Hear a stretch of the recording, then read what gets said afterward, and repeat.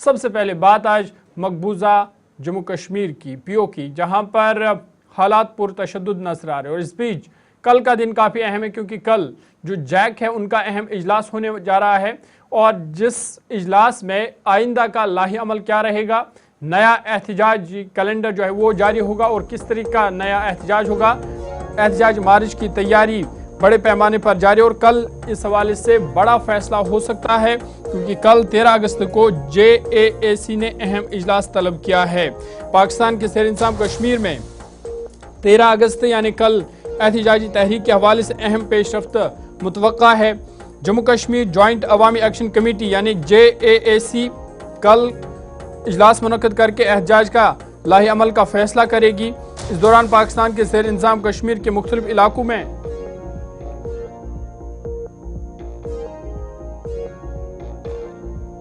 POJK میں مختلف علاقوں میں عوامی تحریک ہونے کی اطلاعات ہے، جبکہ بیرون ملک مقیم پاکستانیوں اور مقامی شہریوں کی جانب سے بھی 13 اگست کے احتجاج مارچ کی تیاری بڑے پیمانے پر کی جا رہی ہے۔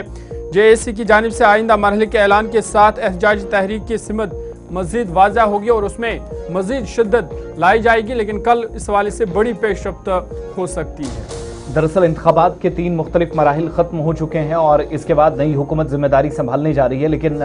جیک کے جو مطالبات ہیں انہیں نئی اسمبلی کے اندر اٹھانے کا مطالبہ حکومت بھی کر رہی ہے یا وزیر اعظم پاکستان سے کر رہے ہیں، مگر POJK کے اندر جوائنٹ جموں کشمیر عوامی ایکشن کمیٹی نے اب فیصلہ لیا ہے کہ 13 تاریخ سے کل وسیع پیمانے پر ہڑتال ہوگی، احتجاجی مارچ کیا جائے گا، اور اس کے علاوہ 13 تاریخ کے بعد کیسے پروگرام آگے چلیں گے، پاکستان میں یوم آزادی کے بعد اور یوم آزادی سے پہلے کچھ گھنٹے جو ہے اس کے لیے حکمت عملی ترتیب دی جائے گی۔ ادھر دوسری طرف جو پلان ترتیب دیا گیا ہے اس میں طلبہ احتجاج میں جو لوگ شامل ہوئے تھے، جن میں اساتذہ بھی ہیں، سرکاری ملازمین ہیں، ان تمام لوگوں کو اداروں سے اب نکالا جا رہا ہے۔ کریک ڈاؤن پاکستانی اتھارٹیز نے ان کے خلاف شروع کیا ہے، تو اس کو واپس لینے کا جوائنٹ عوامی ایکشن کمیٹی کی طرف سے مطالبہ کیا گیا ہے، اور موجودہ وقت میں نئی حکومت بننے یا پھر جو انتخابات کا عمل چلا ہے جس میں 2 سے 2.5-3% کے آس پاس ہائیسٹ پول پرسنٹیج گیا ہے، اس کو کسی بھی صورت میں قبول نہیں کیا جائے گا، اور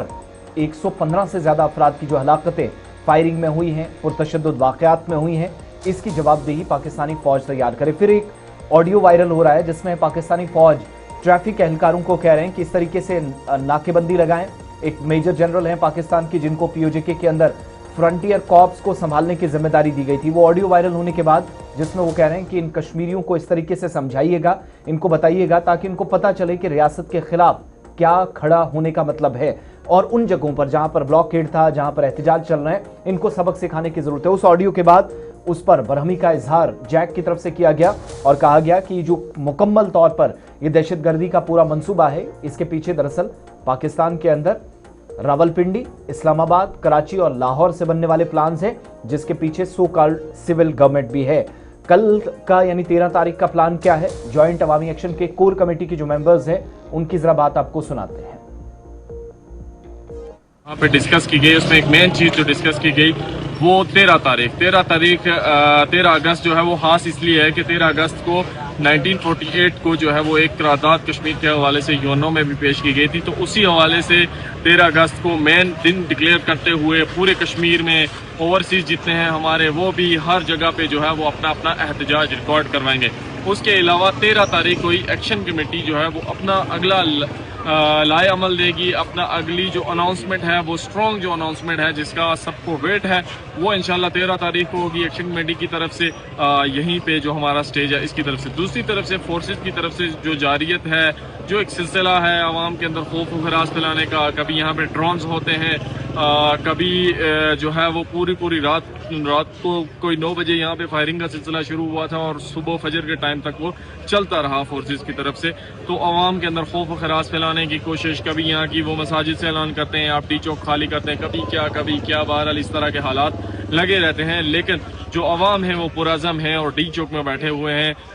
اس جگہ کو عوام نے چھوڑنا نہیں ہے بھائی صاحب، بلکہ اگر تو معاملات حل نہ ہوئے تو یہاں سے آگے بڑھنا ہے۔ اس کے علاوہ آج جو الیکشن کا ایک سلسلہ ہے وہ باغ والی سائٹ پہ، ریڑا والی سائٹ پہ، حویلی والی سائٹ پہ وہ چل رہا ہے، اس میں یہ ہے کہ میکسیمم جو عوام ہے उसने उसको मुस्तरद कर दिया है और वो एक्शन जो इलेक्शन की ये कैंपेन है उसको जो आम आवाम है उसने मुस्तरद किया हुआ और उससे बाइकआउट किया हुआ है। कई जगहों पे पोलिंग हो ही नहीं सकी और जहाँ पे कहीं हुई भी है वो 1% या 2% हुई है, वो भी बंदूक के जोर पे हुई है। तो इलेक्शन का बाइकआउट है। और एक और चीज़ का इलेक्शन कमेटी ने अनाउंस की थी कि इलेक्शन का बाइकआउट हमारी तरफ से किसी ज़बरदस्ती पे अवाम के साथ ये नहीं कहा जा रहा कि अवाम जो जा रही है उनको डंडे मारने के लिए कभी भी नहीं कहा जा रहा कि आप जाके वोट ना कास्ट करें।